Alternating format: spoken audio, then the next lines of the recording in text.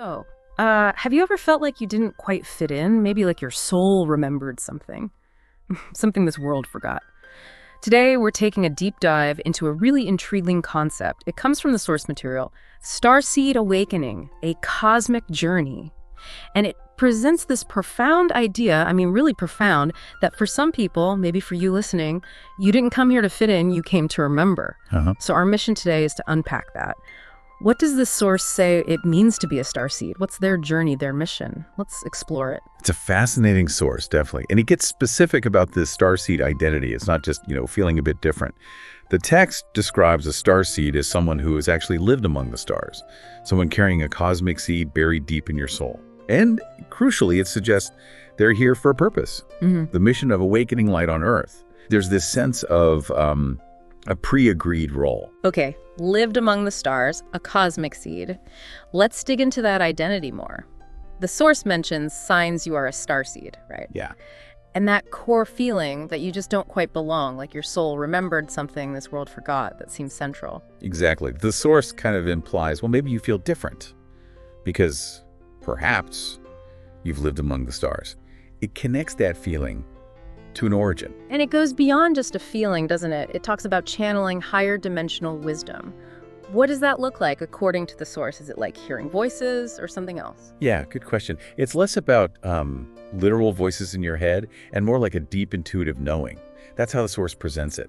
It frames channeling as this innate ability, like you can access these profound insights, this knowledge from, higher planes, almost like you're remembering a kind of universal language, These truths just flow through. Okay, so an intuitive connection to bigger truths makes sense. And connecting this back, it's not just about who you are, but the journey you're on.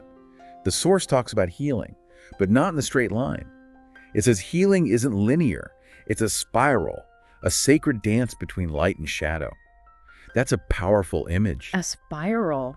Yeah, that really challenges how we usually think about healing. Like you just get better and move on. What does this spiral idea mean for the awakening journey? Well, it suggests growth isn't about reaching some perfect endpoint. It's continuous, it expands. You might revisit old issues, old wounds maybe, but each time you come back around, it's from a higher place, a different viewpoint. You integrate more light, more understanding. So those setbacks, they're not failures. They're just deeper turns in this sacred dance, embracing both sides, the light and the shadow. Embracing both sides, right. Which leads to something crucial the source highlights. Right. To embody your divinity, you must first embrace your humanity. It's key. So it's not about transcendence away from being human. Exactly. It's about full integration, bringing that divinity into the human experience. Okay, now that feels really practical. The source calls this embodiment, anchoring light codes through the physical.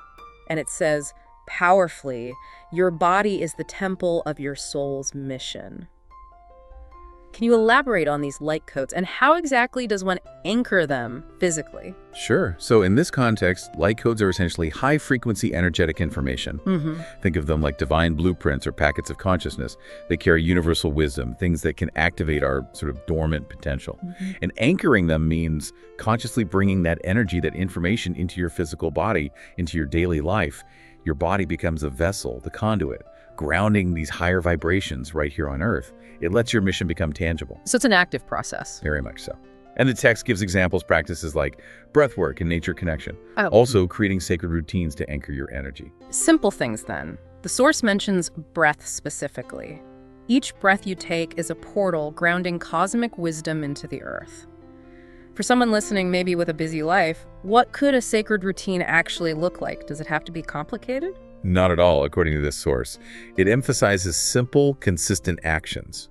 A routine could just be, say, 5 minutes of mindful breathing when you wake up, or just taking a quiet moment with tea, intentionally connecting inward. Nature connection could be a mindful walk, feeling the ground, even just noticing a tree outside your window.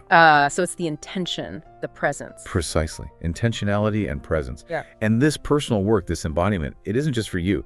The source clearly links this individual journey to something much bigger. Unity, consciousness, and collective awakening. Okay, so my personal shift affects the whole. How does the source describe that connection? What is this unity consciousness? Unity consciousness, as it's presented here, is basically realizing our deep interconnection, moving beyond feeling separate. It's shifting from us versus them to understanding we're all part of one thing, one shared divinity. And how do we get there? Well, the Source says living from the heart is fundamental, cultivating compassion, empathy. It also talks about balancing energies, the rise of the divine feminine and sacred masculine balance. Not about gender, but integrating intuition and nurturing with action and protection within ourselves and, globally. That balance creates the ripple effect. Exactly. As you awaken, you help awaken others. Your frequency shifts, and that influences the collective field. Which leads to that powerful vision the Source paints. Together, we are birthing a new Earth, not through force, but through frequency. Yes, frequency. It stresses that the change isn't about conflict or imposing things, it's a vibrational shift, a fundamental change in consciousness, in how we perceive reality, rising from all these individual awakenings, leading, hopefully, to a more harmonious world.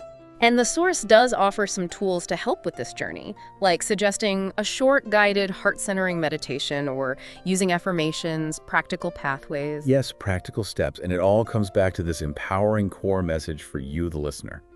Breathe deeply. Feel the light within you rise. You are the bridge between heaven and earth, a radiant beacon of hope, healing, and divine love. That's the potential it speaks of. So the final thought to leave you with, perhaps, is this.